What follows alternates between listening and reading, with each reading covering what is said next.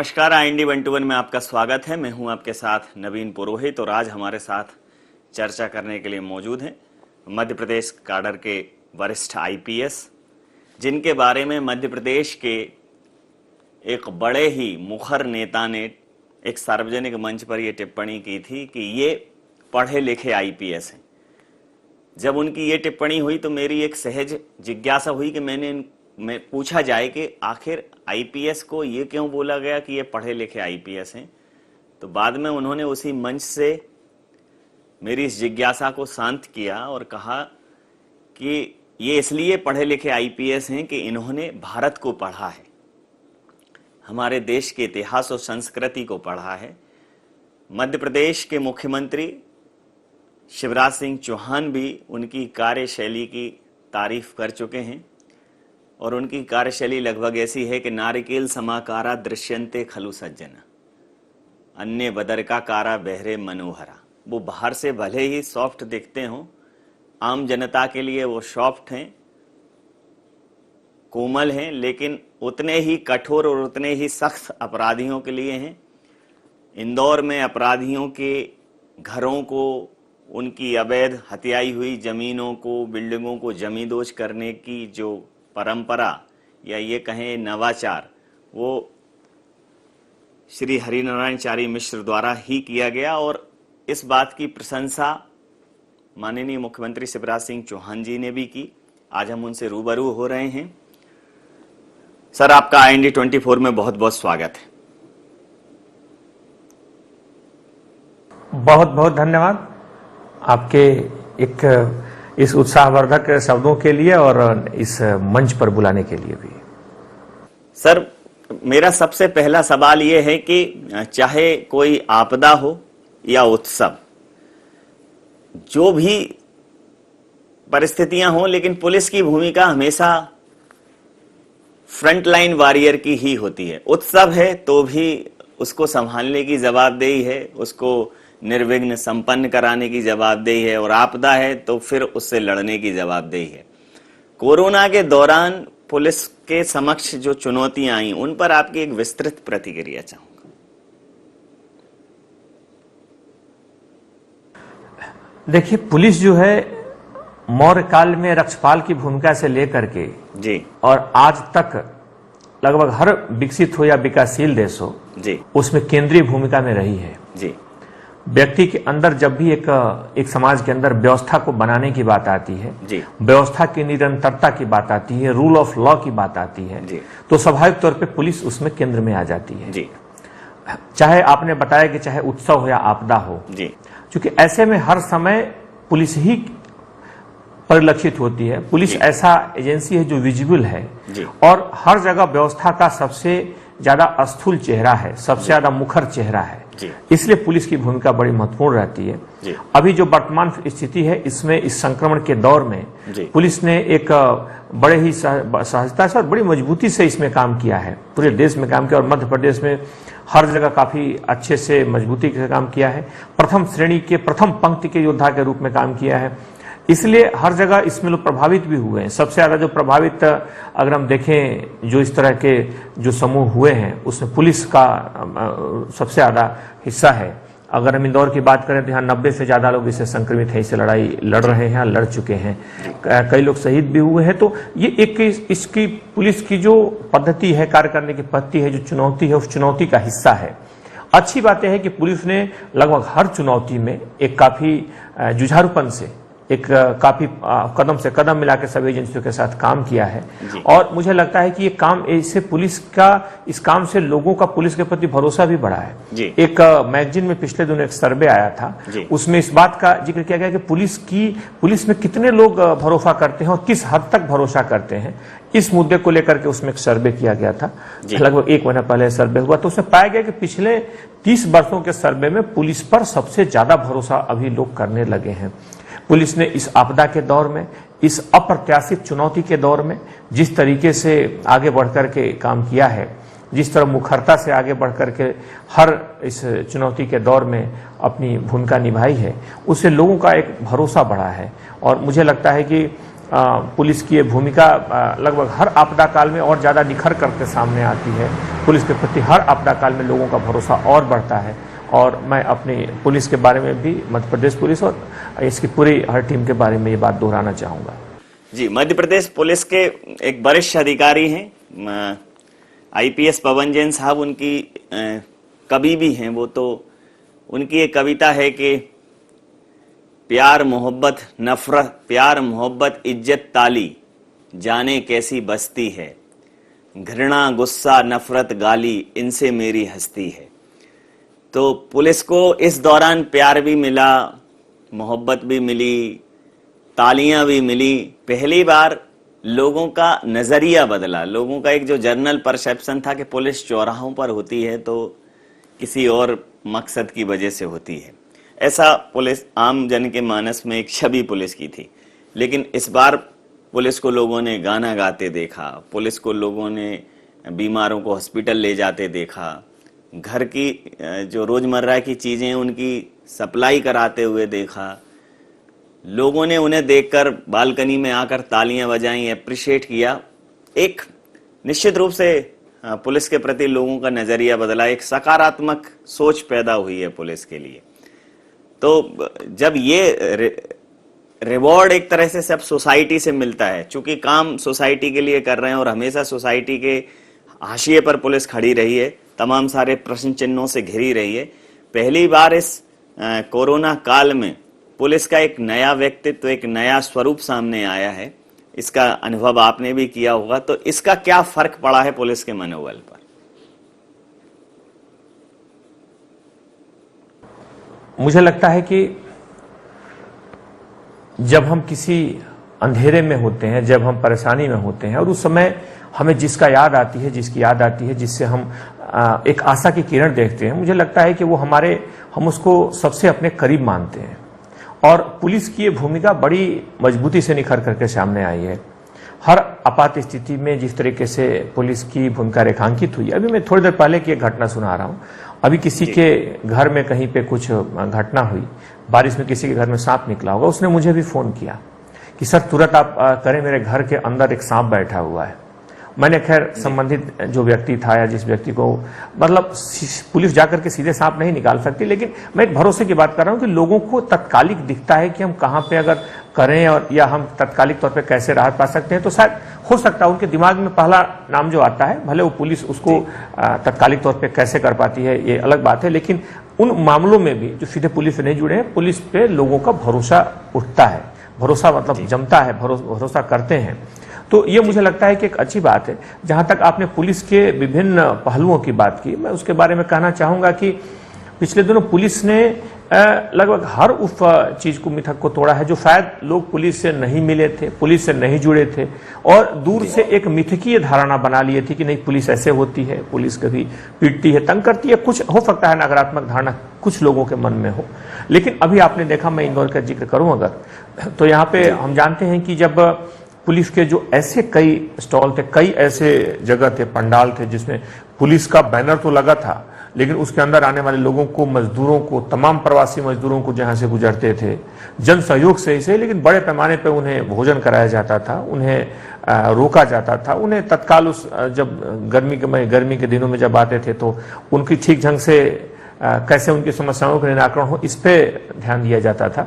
जब देखा गया कि उनके पाँव में कई के चप्पलें नहीं है, टूट गई हैं, तो पुलिस ने चप्पलें तक पहनाई। तो कई बार बदली हुई परिस्थितियों में पुलिस का एक मानवीय चेहरा भी सामने आता है। उन परिस्थितियों में पुलिस ने कई, जो आपने बोला कि कई चीजों को पुलिस ने गाना गाया, पुलिस ने इस तौर पे लोगों को जोड़ने के लिए, कुछ लोग तो ऐसे होते हैं जो हो सकता है चीजों को न समझें, उनके लिए वैधानिक कार्रवाइयां भी की गई, सख्त कार्रवाइयां भी की गई, लेकिन सामान्य व्यक्ति कई बार जुड़ने के लिए उन चीजों को एक अगर सही ढंग से रखा जाए तो बिल्कुल समझता है और उनको फॉलो भी करता है। उसके लिए पुलिस ने कई क्रिएटिव तरीके अपनाए। आपने पढ़ा होगा कि कोई व्यक्ति, कोई पुलिसकर्मी यमराज के भेष में घूम रहा है और लोगों को बता रहा है कि अगर आपने ये नहीं माना तो मैं ऐसे आ जाऊंगा। तो एक क्रिएटिव तरीका था लोगों के मन तक पहुंचकर अपनी बात को कहने का। पुलिस ने कई क्रिएटिव तरीके निकाले, जैसे कि पुलिस की जितनी गाड़ियां हैं उन गाड़ियों पर लाउड स्पीकर, लाउड हेलर लगाए गए, उसमें पुलिस के जवान बैठे, कुछ इस तरह के सॉन्ग्स रिकॉर्ड किए गए, सोशल मीडिया में वीडियो फुटेज डाले गए, लोगों से अपील की गई, यहाँ के जो भी सोशल जो अलग अलग पैमाने हैं, सोशल अलग अलग जो भी फलक हैं, सब पर पुलिस ने अपनी बातों को रखा। तो इन सारी चीजों के माध्यम से ये पुलिस ने एक क्रिएटिविटी के माध्यम से लोगों तक बात पहुंचाई। एक व्यक्ति अगर फोन करता है कि हमारे माता पिता घर में पड़े हैं, दवा नहीं है और इस ट्यूबरकुलोसिस से जूझ रहे हैं, तो पुलिस ने पहुंचकर उनका इलाज किया, पुलिस ने पहुंचकर उनको दवा पहुंचाई। किसी ने बोला कि माँ बाप अकेले हैं, डिप्रेशन में हैं, उनकी बर्थडे है और मैं यहाँ पुणे में फंसा हूं, पुलिस ने उस सामाजिक दायित्व को भी निभाने की कोशिश की, वहां तक पुलिस पहुंची। तो कई ऐसी चीजें हैं जो इन व्यस्तताओं के बावजूद लोगों ने मानवीय संवेदनाओं की कद्र की, लोगों ने लोगों के मनोभावों को, उनके मनोबल को, उनके अपेक्षाओं का कैसे सम्मान किया जाए, इसको दिखाया। इन सारी चीजों के कारण पुलिस के प्रति भी लोगों के मन में एक विश्वास जगा, सम्मान बढ़ा और भरोसा बढ़ा। तो लगातार इन कोशिशों के बाद, कोशिशों के कारण पुलिस की एक छवि भी बेहतर हुई, लोगों का विश्वास भी बढ़ा और मुझे लगता है कि इसकी भूमिका और ज्यादा मजबूत होकर निखर करके सामने आई। जी, जिस प्रकार से कोरोना के दौरान कई बार उसकी रोकथाम के लिए लॉकडाउन किया गया, आवाजाही रुकी, तो इसका फर्क ये भी हुआ कि लोग थानों तक नहीं पहुंच पाए या अभी भी उस संख्या में नहीं पहुंच पा रहे हैं।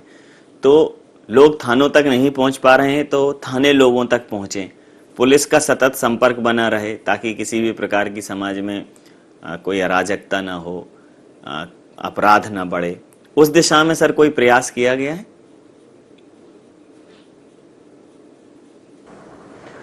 लगातार इसमें प्रयास किए गए हैं, समाज में अपराध ना हो, इसके लिए पुलिस ने एक जो प्रिवेंटिव कार्रवाइयां होती हैं, जो इस तरह के जो अपराधी होते हैं उनके खिलाफ कड़ी कार्रवाइयां की। हमने देखा कि लगभग पिछले यहाँ पे लगभग 12 ऐसे अपराधी थे जो 1.5 लाख रुपए तक के फरारी थे और उसमें काफी बड़े बड़े अपराधी थे। उन सभी को जो लंबे समय से फरार थे, उन सारे लोगों को लगभग 12 लोगों को ऐसे पकड़ा गया पिछले दिनों, जो कि बड़े ऑर्गेनाइज क्राइम के हर गैंग का एक पूरे गैंग का एक भंडाफोड़ किया गया। उनको पूरी तरह से पकड़ करके अभी वो हिरासत में जेल की शिक्षों के पीछे डाला गया। तो इससे एक सकारात्मक असर गया, क्योंकि हम जानते हैं कि जो अपराध होता है वो सामाजिक आर्थिक परिस्थितियों से बहुत नजदीक से प्रभावित होता है। अगर जिस तरह की परिस्थितियां बदली, जिस तरह की स्थितियां अभी, चुनौतियां जिस तरीके के सामने आई, हम देख रहे हैं कि जिस तरह से चाहे पूरे देश में जिस तरह से आर्थिक स्थिति पर असर पड़ा है, जिस तरह से रोजगार पर असर पड़ा है, तो इन चीजों और ये चीजें अप्रत्याशित है। ये चीजें किसी को उम्मीद नहीं रही होगी 1 साल पहले कि ऐसी भी प्राकृतिक आपदा आएगी जिसके कारण इस तरह की परिस्थितियां हमारे सामने पैदा होंगी।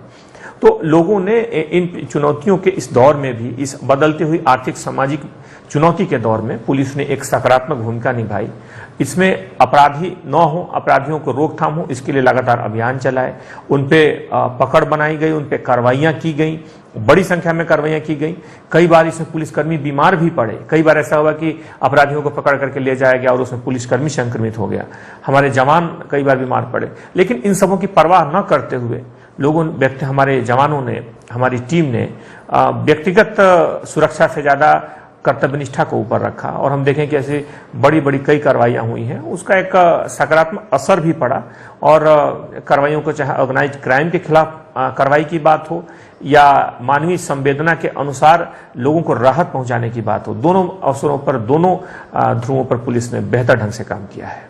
जी, जिस प्रकार से आपने कहा कि पुलिस हर जगह तत्पर नजर आई, अभी एक रिसर्च स्टोरी पढ़ी, मीडिया में भी उसका खुलासा हुआ कि चूंकि कई जगह लोगों के रोजगार गए हैं और लोग थोड़ा सा हताश निराश भी हैं, और चूंकि कोरोना काल में पुलिस का मूवमेंट और दूसरी तरफ हुआ है, तो कई जगह अपराध बढ़ने की जो है संभावना जताई गई। तो प्रिकॉशन मेजर्स लेते हुए कि ये अपराध घटित ना हो पाए, उनको समय रहते हुए रोक दिया जाए, उसके लिए कोई विशेष रणनीति तैयार की गई है सर?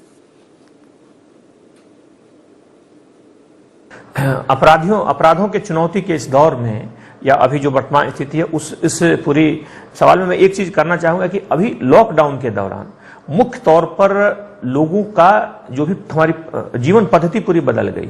अभी आप देखते होंगे सेमिनार के बदला वेबिनार हो रहे हैं, ऑनलाइन क्लासेस चल रहे हैं, लोग ज्यादा फायदा सोशल मीडिया पे, लोगों के बैठने की समयावधि बढ़ गई, उनकी टाइमिंग बढ़ गए।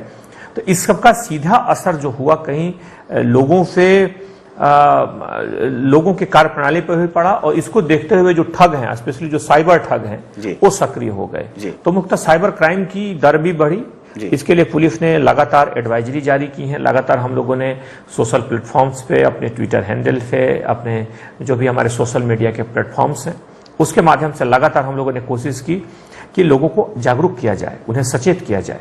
लेकिन इसके साथ साथ कई ऐसे क्राइम्स होते हैं जो सामाजिक तौर पे होते हैं, जो कई बार छोटे छोटे मामलों की रफ्तार, कई बार अवसाद में व्यक्ति खुद को भी आत्मघात कर लेता है, कई बार ऐसी घटनाएं भी बढ़ती हैं, कई बार दूसरे पर हमला कर देता है। तो इस तरह की घटनाओं को देखते हुए जिन लोगों के पुराने रिकॉर्ड्स हैं, जिन लोगों के कई मुख्तलिफ प्रॉपर्टी ऑफेंस के जो रिकॉर्ड्स हैं, या जिन लोगों के कई ऐसे रिकॉर्ड हैं जो उन पे कई बार लगता है कि वो छूट के आने के बाद उनका पुराना लगातार कंटिन्यूस रिकॉर्ड है, इन लोगों के खिलाफ बड़ी कार्रवाइयां की गई हैं। बड़ी संख्या में लगभग 70-75 लोगों की हिस्ट्री सीट खोली गई है, उन पे लगातार निगरानी बढ़ाई गई है।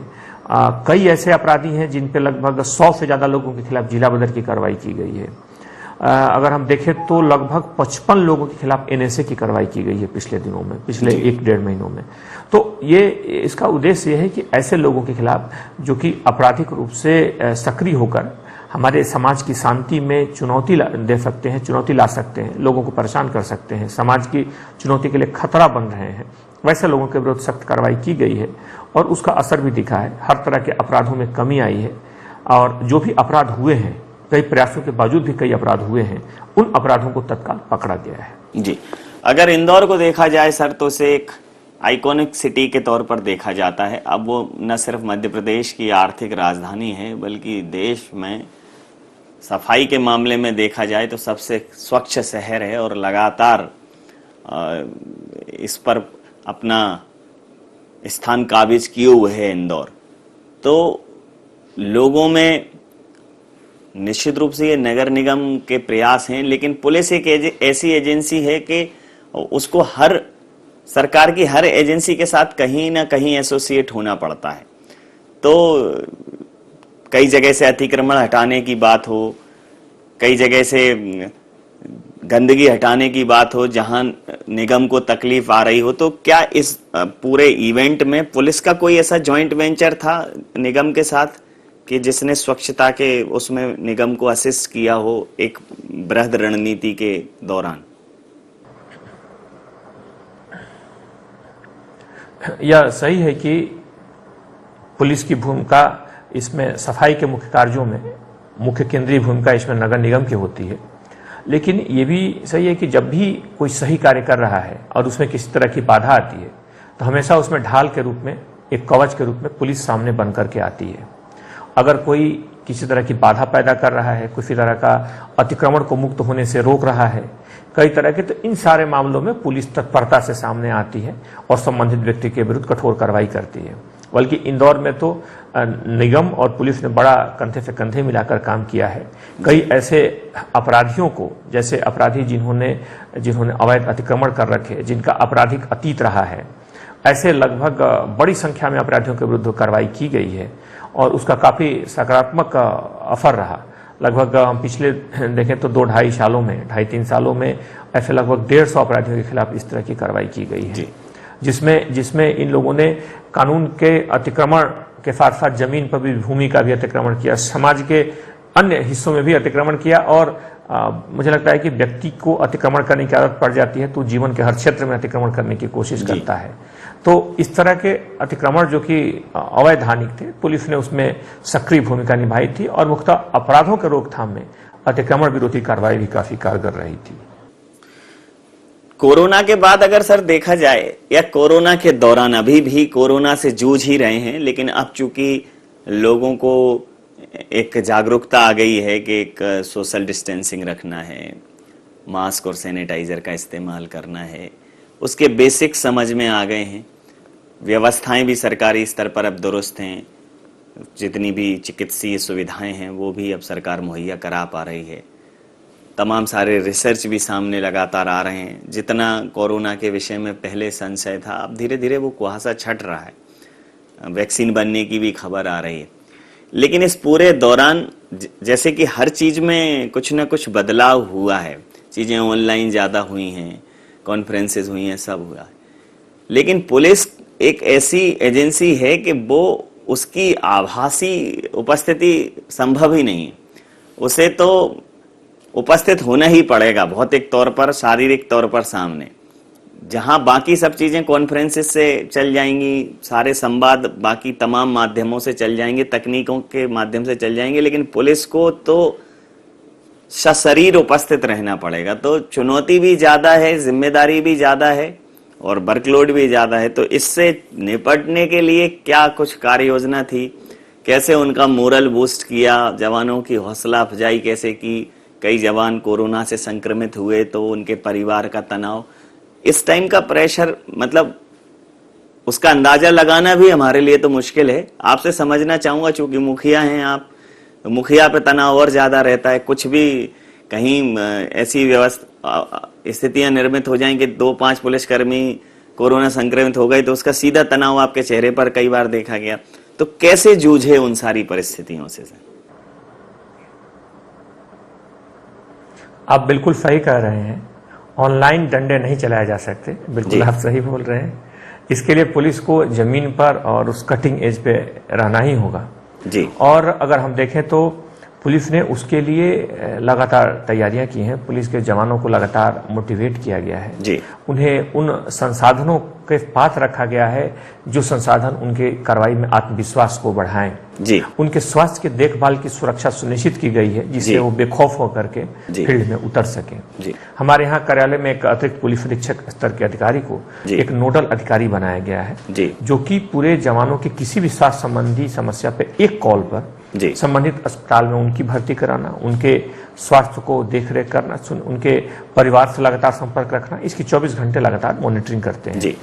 तो ये चीजें पुलिस के लिए काफी अहम है और इससे जवानों का एक मनोबल बढ़ता है कि अगर कोई आपदा हुई, कोई अगर परेशानी हुई तो हम अकेले नहीं हैं, पूरा हमारा पूरा पुलिस परिवार, पूरे समाज, पूरा एक जो संस्था है हमारे साथ खड़ी है और इन चीजों का भरोसा हमारे जवानों में है। इन चीजों को उनके गतिविधियों में, जहां तक कार्रवाई की बात है, पुलिस ने लगातार कार्रवाइयां की हैं क्योंकि पुलिस की अनुपस्थिति से अपराध बढ़ेगा। बल्कि हम कहें तो कोरोना काल में पुलिस की चुनौतियां कई रूपों में बढ़ी हैं। जैसे कि पहले हम इस बात पर आप कार्रवाई करते थे कि कोई व्यक्ति अगर अचानक संदिग्ध रूप से मुंह ढक करके जाता है तो उसे पकड़ करके हम उस पर चालान करते थे या उसकी एक बार निगरानी करते थे, उसकी कम से कम उसकी चेकिंग तो हो ही जाती थी पुलिस के द्वारा कि आखिर क्यों ये भरी दोपहर में मुंह पे कपड़े बांध के जा रहा है। उससे पहचान तय होती थी व्यक्ति की, अपराधी की। लेकिन आज जो परिस्थितियां बदली हैं, अगर कोई मुंह पे मास्क न लगाए तो उसका चालान करना पड़ता है क्योंकि वो जो भी परिस्थितियां बदली हैं उसमें पुलिस की चुनौतियां उसमें पुलिस की चुनौतियां भी बढ़ी हैं। पुलिस ने इसको दूसरे तरीके से अपने कार्रवाई को बदला है। इसमें जो तकनीकी पक्ष है, इसमें जो ह्यूमन इंटेलिजेंस का पार्ट है, जो जमीनी रूप से जो सूचना संकलन है, लोगों से जो परस्पर संवाद के माध्यम से, इन सारी चीजों के जरिए पुलिस ने अपने सूचना संकलन के जमीनी स्तर को, जमीनी स्रोत है उनको मजबूत किया है क्योंकि पुलिस को कार्रवाई भी करना है और अपने परफॉर्मेंस भी देना है, समाज में सुरक्षा व्यवस्था और सुनिश्चित करना है, लगातार उसकी विजिबिलिटी, दृश्यता हमेशा रखनी है।